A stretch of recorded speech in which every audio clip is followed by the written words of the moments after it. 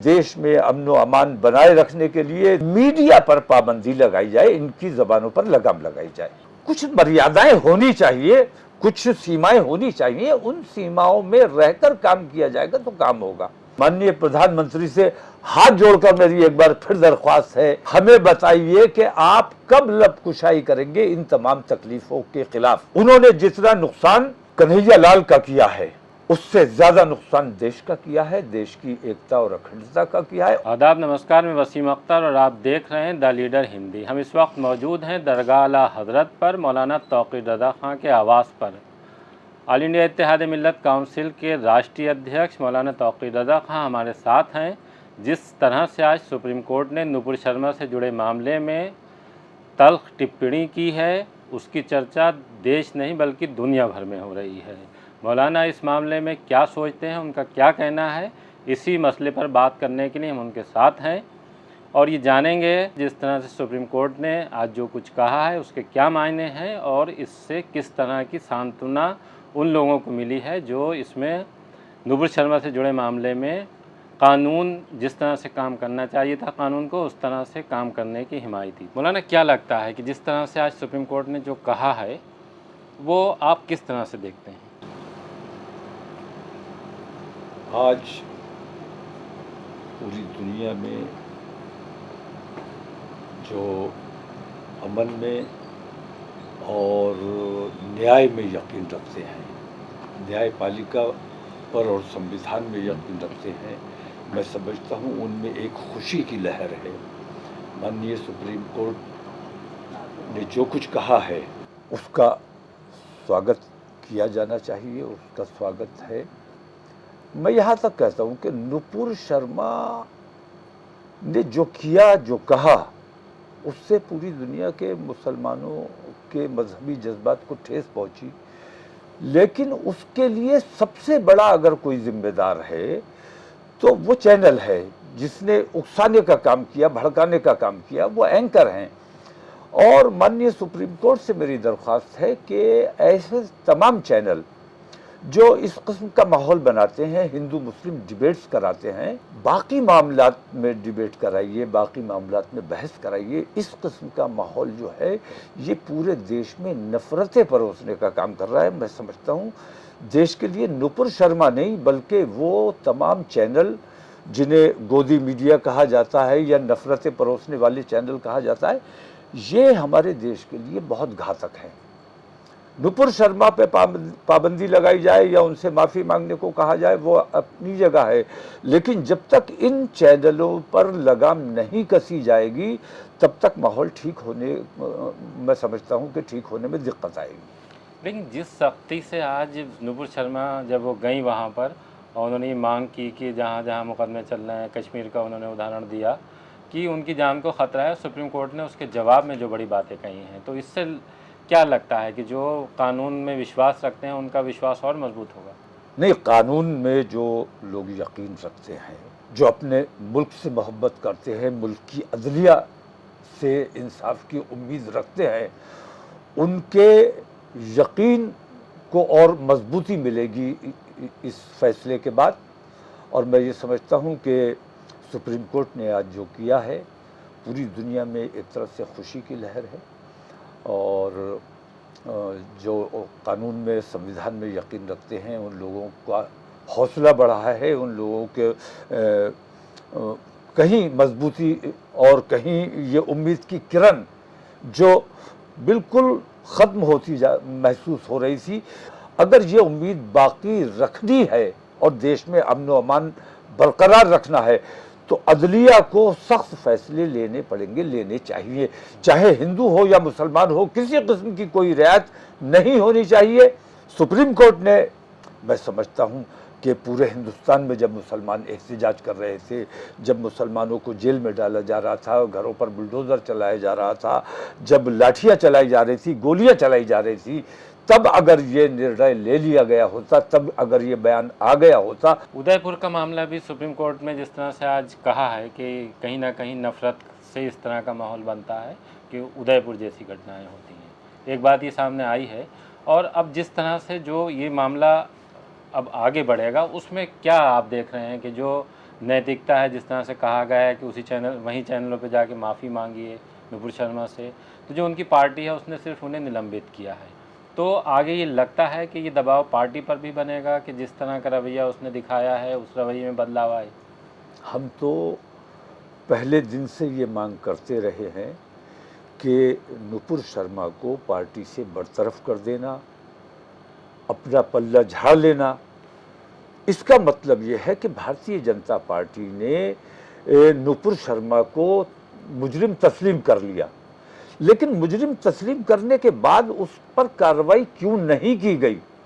मैं तो बार बार आज भी ये बात कहता हूं कि जो काम माननीय न्यायालय ने किया है, सुप्रीम कोर्ट ने किया है, प्रधानमंत्री से मैं आज भी सवाल करता हूं कि उनकी लबकुशाई कब होगी, कब वो इन देश के इन ज्वलंत जो मुद्दे हैं उन पर बात करेंगे, कब देश में जो बदअमनी का माहौल फैल रहा है इस पर कब वो अपनी जुबान खोलेंगे। उन्हें लबकुशाई करनी चाहिए, उन्हें कोई फैसला लेना चाहिए। मैं बार बार कहता रहा हूँ, आज भी कह रहा हूँ कि जब तक माननीय प्रधानमंत्री नरेंद्र दामोदर दास मोदी सामने नहीं आएंगे और इस पर कोई फैसला नहीं लेंगे, कोई बयान जारी नहीं करेंगे, तब तक मैं समझता हूं कि सुप्रीम कोर्ट ने वाकई बहुत बड़ी राहत दी है। और मैं एक बात और कहना चाहता हूं कि जिस तरह मैं मीडिया में इस वक्त देख रहा हूं कि उन लोगों के ताल्लुकात कहां हैं, उन्होंने गुस्से में, नाराजगी में, नाउमीदी में कि हमें कोर्ट से भी मदद नहीं मिलेगी, हमें यहाँ से भी, सरकार से भी मदद नहीं मिल रही है, पुलिस से भी मदद नहीं मिल रही है, तो हमने जो करना है खुद करना है। उनकी जितनी निंदा की जाए वो कम है। उनका किसी भी कीमत पर ना शरई उन्हें इजाज़त है, ना मुल्की कानून की तरफ से इजाज़त है। इस्लाम में इसकी इजाज़त कतई नहीं है। लेकिन मीडिया जिस तरह आज रोल उन लोगों के मामले में निभा रहा है वो भी ख़तरनाक है। तो मीडिया जिस किस्म का तमाम चीज़ें चला रही है ये ख़तरनाक है, ये अच्छी बातें नहीं है। मेरी दरख्वास्त है सुप्रीम कोर्ट से कि देश में अमन व अमान बनाए रखने के लिए, देश में तरक्की और खुशहाली का माहौल बनाए रखने के लिए ये ज़रूरी है कि मीडिया पर पाबंदी लगाई जाए, इनकी ज़बानों पर लगाम लगाई जाए। जिससे इस घटना के बाद ये तो हुआ है कि जो रिश्तों का ताना बाना था वो बिखरा है, अब इसको किस तरह से बचाया जा सकता है? रिश्तों का ताना बाना बिल्कुल नहीं बिखरा है। कुछ शरपसंद हैं उधर, कुछ शरपसंद इधर भी हैं, लेकिन इधर वाले पूरी तरह तकरीबन कंट्रोल में है। उन्होंने जघन्य अपराध किया है। उन्होंने अपने बीवी बच्चों के बारे में नहीं सोचा, अपने दोस्त अहबाब के बारे में नहीं सोचा, उन्होंने अपने मजहब के बारे में नहीं सोचा, उन्होंने अपनी पूरी कौम के बारे में नहीं सोचा। उन्होंने जितना नुकसान कन्हैया लाल का किया है उससे ज्यादा नुकसान देश का किया है, देश की एकता और अखंडता का किया है, और उससे भी ज्यादा नुकसान उन्होंने मुसलमानों का किया है।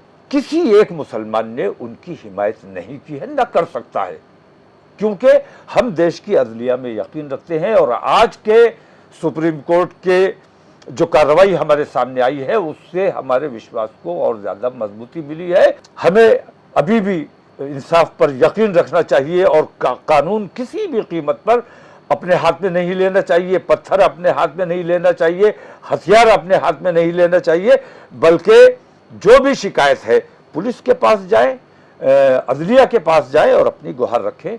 और माननीय प्रधानमंत्री से हाथ जोड़कर मेरी एक बार फिर दरख्वास्त है कि अपने गुरुजी से या जिसको भी आप मानते हैं उनसे जो मुहूर्त निकलवाना हो निकलवाइए, हमें बताइए कि आप कब लबकुशाई करेंगे इन तमाम तकलीफ़ों के खिलाफ। इस पूरे मामले में जिस तरह से, चूंकि आपने भी नुपुर शर्मा को लेकर एक बड़ा आंदोलन किया और देश भर से आवाज़ें उठी, विदेश तक से ये मामला बहुत ज़बरदस्त तरीके से गूंजा विदेशों में, जो ये आंदोलन है या एक तरह से जो ये मांग है नुपुर शर्मा की गिरफ्तारी को लेकर, वो किस तरह से मुसलमानों को उठानी चाहिए, या जो भी इसमें जो भी जिन्हें भी लगता है कि नुपुर शर्मा ने गलत किया था कि उनका रवैया क्या होना चाहिए? नुपुर का मामला हो या जिंदल का मामला हो, इस किस्म के बयानात, इससे ज़्यादा ख़तरनाक बयानात आते रहे हैं।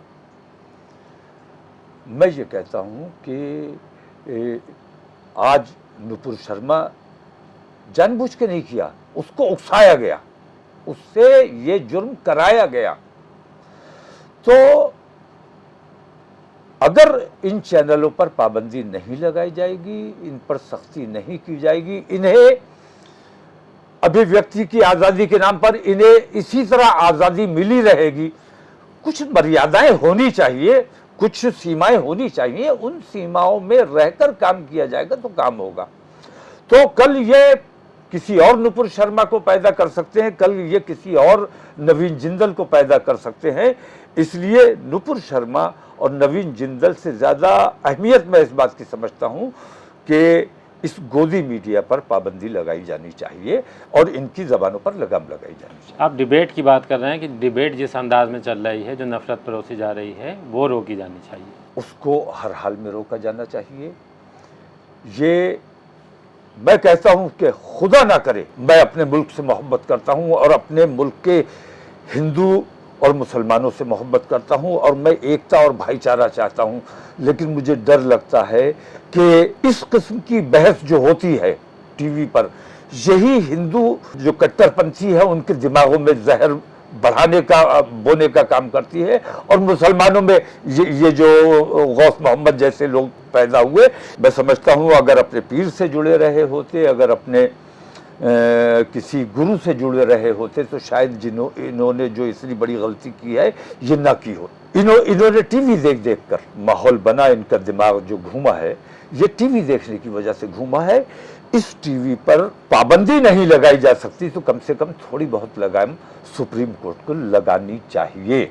अभी आपने मौलाना तौक़ीर रज़ा खां को सुना, जिस तरह से सुप्रीम कोर्ट ने आज टिप्पणी की है नुपुर शर्मा को लेकर, उन्होंने इस फैसले का इस्तक़बाल किया है और ये भी साफ़ कर दिया है कि अगर सुप्रीम कोर्ट ने जैसा रवैया नुपुर शर्मा के मामले में दिखाया है, जब तक इसके पीछे की जो वजह है, जैसे नफ़रतें फैल रही हैं, मौलाना का साफ कहना है कि जो भी घटनाएं हुई हैं देश में वो नफ़रतों की बदौलत हुई हैं और नफ़रतों की बुनियाद चैनलों पर जिस तरह से डिबेट हो रही है वो है। उन्होंने सुप्रीम कोर्ट से भी मांग की है कि इसमें किसी तरह का एक्शन होना चाहिए और साथ में प्रधानमंत्री से भी ये मांग की है कि इस पूरे मामले में उन्हें बोलना चाहिए।